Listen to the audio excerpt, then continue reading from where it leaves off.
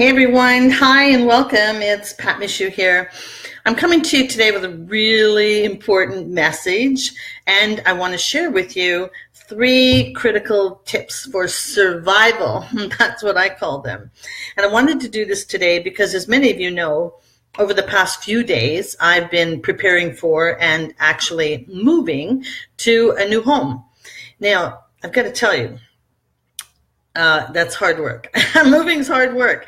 And so I wanted to do this Facebook Live to talk about handling change, 3 survival tips, because it's September. And I've seen many Facebook posts, and I know I'm not alone when you turn the calendar, and actually there's this level of excitement that grows within you and spills over for many of you with the month of September. And so I want to talk to you about handling change because September kind of represents a season of change, if you will. Now, know that I'm talking about change that is within your control. Within your control. I'm not talking about things beyond our control, like the situation in Houston. And actually over the last month, the last few weeks, when there have been some pretty challenging situations happening, both work-wise, personally. My mantra every day was, I don't live in Houston. I don't live in Houston. And so this too shall pass. And in the scheme of things, this is all pretty minor. However, again, let me go back to the fact that it's September. It is a time of change. And majority of this change in our lives is within our control. But I've also seen and heard all around me, people who are struggling right now with that change. And one person in particular is my brother. His eldest has gone off to university. And one thing I've loved about my brother and his family has been their evening ritual of the family dinner. No matter what, the 5 of them sit around the table, no technology, no phones, eyes on each other, heart to heart, and they have great conversations. I've always loved being part of that. And now, as my brother said last week, that is over on a daily basis because Ben's now gone to university. And so that's one change. And I know that there are many of you who are sending little ones off to kindergarten, some of them going off to senior high, some going off to university, a lot of change for a lot of people. And in my circle, there are many people going through change of downsizing. And that's actually what I have been doing. So I wanted to give you my 3 survival tips because I'm pretty darn good at this and I know it. I'm not good at everything. Some of you have other gifts that I don't have. But when it comes to dealing with change, and I hear people often say, oh, change is so hard. No, it's not hard. It's hard when you tell yourself it's hard. But in reality and in actuality, when you, within your control, plan for the change, it's not hard. It's a matter of shifting your thinking, shifting your mindset to the fact that change is exciting. Change needs to happen. The seasons change. I see people harvesting their gardens. It's coming to, the end of the season. And so the same thing happens in our lives. Now, as I mentioned, my brother, he's in a different season of his life with his family. For me and many of my friends, we're in a different season in our life. So I wanted to talk to you about my change, my downsizing, and the 3 tips that have really worked well for me. Now, don't get me wrong. I am totally exhausted today. My body aches in parts I never knew I had. And you know what? It's been over 10, 11 years since I've moved. Moving's hard work. It's hard work. Now, that's physical, but I'm going to give you a tip around that too. But I do want to talk about the mental part of it. Change is not hard. Change can be hard when you don't have my 3 tips. All right, get your pen ready. So the first one is to plan and prepare for it. I knew about a year ago that it was time for me to change my living situation.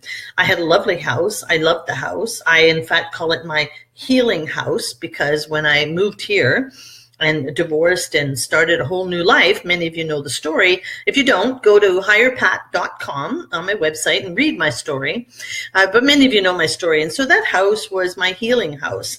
Well, things have changed. I've changed. I've evolved. I've grown. And, my life circumstances and work circumstances have changed too. So a year ago, I started to plan and prepare for the change. That all started with the vision of what I wanted. And again, if you're one of my followers, you know that one thing that brings me great joy is the sunset in the evening. I love that. And in fact, the theme in this new place where I'm living, along with a friend of mine who's in the picture framing business, we're going to take all of my favorite and best sunset photos and we're going to get them framed. And I'm going to have a whole wall featuring sunsets of the world, from Uruguay to the dinner cruise on the Zambezi River in Africa to Ipperwash Beach, where I technically should be right now. A lot of the sunsets, I've taken some great pictures. And so we're going to create that theme here. But I had a vision. I knew that I wanted to move now to a situation and an environment where I would be up high and I would have a southwest view and I would have sunsets every night. That's part of this decade for me. I've just turned 66. I want this to be the best decade for me. And that needs and should include sunsets every night. And so part of the vision for the move was to simplify my life, make things easier, because I still intend to travel a lot. I wanted turnkey, and I wanted the vision for what the days and the evenings would feel like. So I wanted the southwest view. I wanted to be up high. I wanted bright and cheery and spacious. And actually, I just closed the blind because it's very bright in here. My face was glowing. Didn't want to scare you off. So have a vision. Start the vision now for what you want, and know that with change, you've got to plan it out. So for me, it took a year. I went around the city in certain areas. I knew exactly where I wanted to be. And so I found the place. And I kept coming back and checking in. I put my name on the list. There was a waiting list for a year. So I had the vision, I created the plan, and I did it a year out. Now, I'm also a person of few things. Actually, I'm not a hoarder. I grew up in a military family. You just don't gather stuff. But I will tell you, I started last January purging. I spent an hour each weekend day purging. And what I've learned is, oh my gosh, paper, it's like rabbits. It just keeps multiplying. And so I don't have a lot of stuff, and I don't have a spouse. I don't have kids. I don't have pets. Many of you do. So for those of you planning that kind of change in your life, start a year ahead. Get the vision, share the vision, get excited about the vision, and then start the process, particularly around purging and downsizing. We just don't need all that stuff that most of us had. So that's the first part of it. So plan and prepare. Now, the planning and preparation is just not physical. It's emotional as well. Many people were asking me if I was going to miss my adorable little house in Wortley Village. Yeah, I'm missing the memories. But quite honestly, I was at an event in August in Vegas. In between business events, I went to the Global Leadership Summit that's hosted by my church and many churches around the world. One of the speakers, and I believe it was Andy Stanley, who said, for many of us in the world of work these days, we have become so focused on the duty, we have forgotten the joy. And that hit me right between the eyes, because I was thinking about my pending move. And that's really what the house had become for me. It had become a duty. The fence needed to be replaced. The kitchen needed to be upgraded and renovated. And I could go on. And that started to feel like a duty for me. It was feeling overwhelming. The trees needed pruning. It just goes on. I just didn't want that responsibility anymore. So when it goes from joy to duty, that's a key trigger for you. That's a red flag. It's time for change. So get yourself ready emotionally, and to the point where when I actually moved yesterday, stood on the balcony and looked out at that sunset and looked over at my former house, it was with no regrets.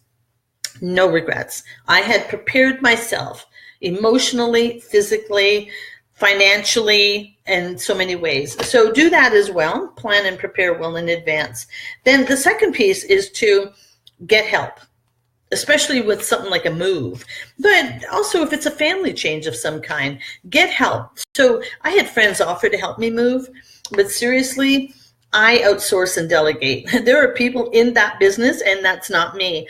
And so I got references and referrals from my realtor, Mark Petznick, and got the best people in the world. And I'm going to hold the card up here so you can see it. These people here in London, Ontario, theeasymove.ca. Check them out. Absolutely amazing, and I highly recommend them.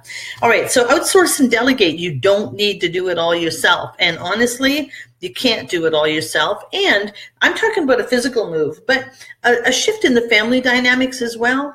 Perhaps you need emotional support. Check in with your friends.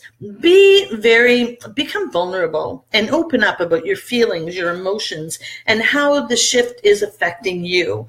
So it's so critically important to let people know and to get it out so it doesn't fester. So that was another point I wanted to share with you. The third piece is to acknowledge the change. I will say that as I walked through the house that there were tears shed because that was my healing house. And there were a lot of great memories there, patio parties, Mexican train evenings, and a lot of good memories. So acknowledge the shift. I've had moments that have been very high and full of joy, and I've had moments where I felt very alone, and it gets overwhelming. So that leads me to the third tip that I wanted to share with you. You've got to prepare yourself. And so many of you know my focus over the last 24 months has been health, wealth, and happiness. Had I not been preparing myself for a happy decade, a happy home, and preparing myself financially to make this shift, but also physically. And as I keep saying, moving is hard work, but any change can have an effect on the body. And so seriously, I was so happy that I'm in such good physical shape that I could easily physically handle this move. And so that was one piece that acknowledge that in that instance, yes, change can be hard. In that instance, physically, it can be demanding.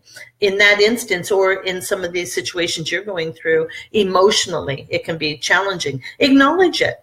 Just acknowledge it. Last night was my first night here, and many people were commenting today, sending me messages. Oh, I bet you enjoyed your first night in your new place. Seriously, people? I hurt in places I never knew I had. Every bone in my body ached. I had a new mattress, new pillow, new sounds, didn't know about the temperature control. It was a big shift. So no, I didn't sleep with beans last night, but I intend to tonight. So those are my 3 survival tips. Now I want to give you a bonus one, because all of this, today, tomorrow, and in the future for all of us, any change that we're going through by choice has a lot of requirements. And I will say to you, as I've said to my friends, had I not prepared emotionally, but more importantly, physically, then I would not be in the happy state that I am today and feeling really good. And here's what I did. Hydration is key.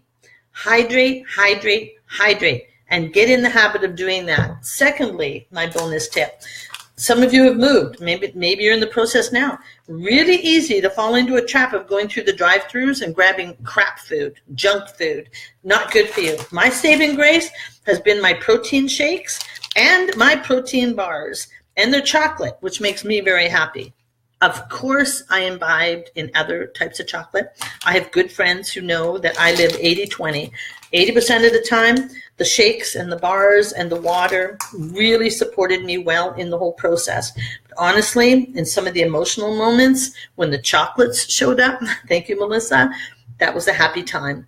When Wanda came yesterday with a latte out of the blue, that was a happy time. 80-20, people. That's a survival tip too, 80-20. So there you go. I wanted to let you know I have survived the move. I am feeling a little weary, so I did not dive right back into everything today, and allow yourself that as well. Be kind to yourself. Most of the rest of the week for me is self-care. I'm going to go for a massage. I'm going to go for pedicure. I'm going for acupuncture. I want to be in prime shape, so I need to recharge, refill, and get back in the game. Now, if you want to learn more about my mindset tips for personal and for business, because this is where I master, and marketing for your business and making money so that you can afford a change of any kind, be sure to check out my upcoming event in Toronto, mindsetmarketingandmoney.com, September 27th, 28th in Toronto. Be sure to check it out. We'll put the link in the box here. Would love to have you come and spend a day and a half just with me. I'm going to give you my best stuff, personally, professionally, and organizationally. All right. Thanks for being here with me. Take those tips, make them work for you. Embrace change. It's good. Life is good. Bye for now from Happy Pat. Talk to you soon.